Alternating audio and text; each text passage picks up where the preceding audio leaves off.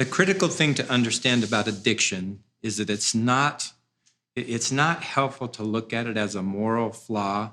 It's rather helpful to look at it as a disorder of the brain. Pornography, chemical addiction, all addictions, what they do is hijack the brain. And pornography hits right at the core of who we are as human beings because it mimics in a false way what true intimacy is all about. That drive inherent in each human being is supposed to be there. That's what keeps our species alive.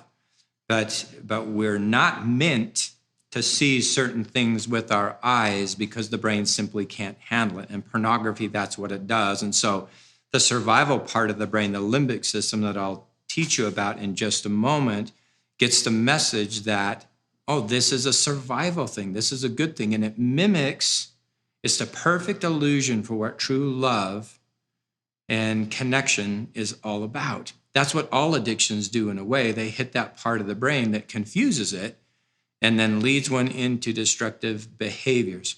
So understanding the two-part brain concept, let me explain that to you.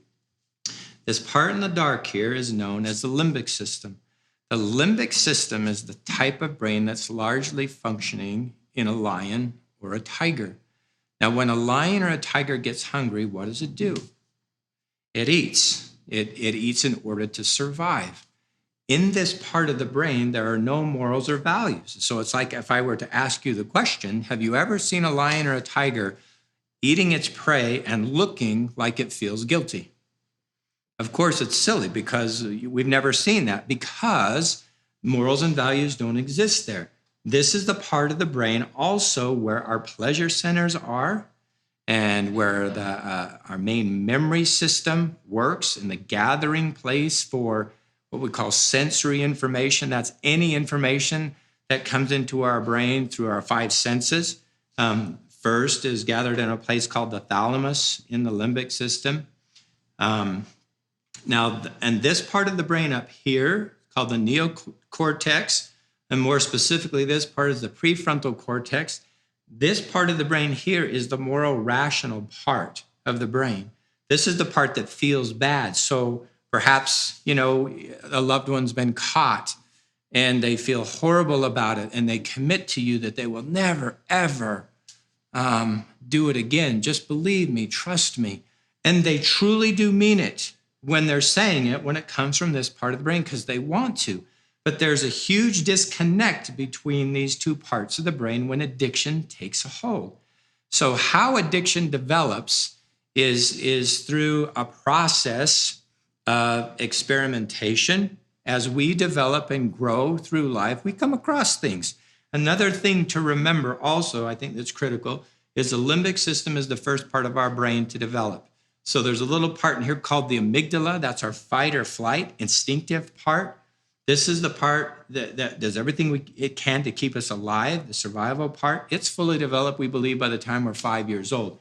This part of the brain up here doesn't fully develop until our mid-20s. And so what happens is we all develop and grow in life.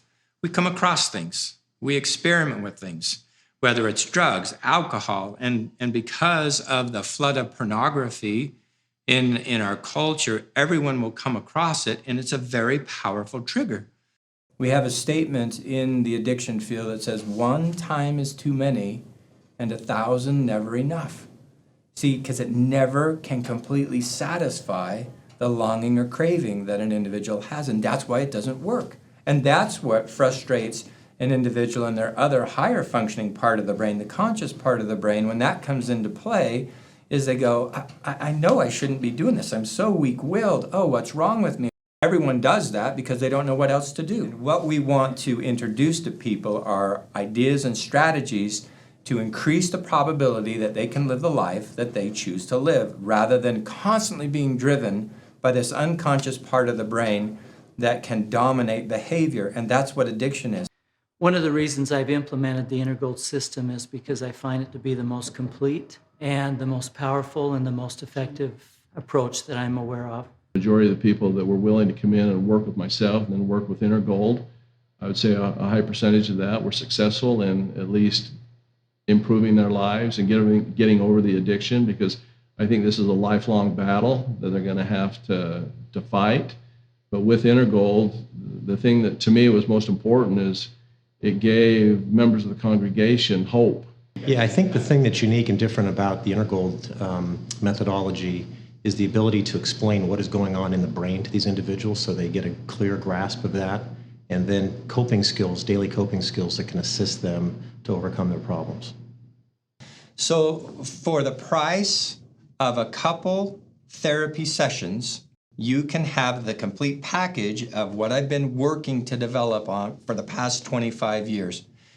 Approximately 90% of those that struggle with addiction will not get help, whether they don't feel they need it or they don't have the resources to do it. This, what we're providing here, is taking the very best information available and bringing it to you in your home, in the privacy of your own home, so you don't have to worry about confidentiality issues and people knowing, all the things that you struggle with. And that's another thing that drives addiction, the fear of if someone really knew the truth about me, they would reject me. That's a driving fear that feeds addiction. And so we're bringing you this information. And if you dive in and you start working on it and learning these principles and tools and strategies, your life will change, and it doesn't have to take that long.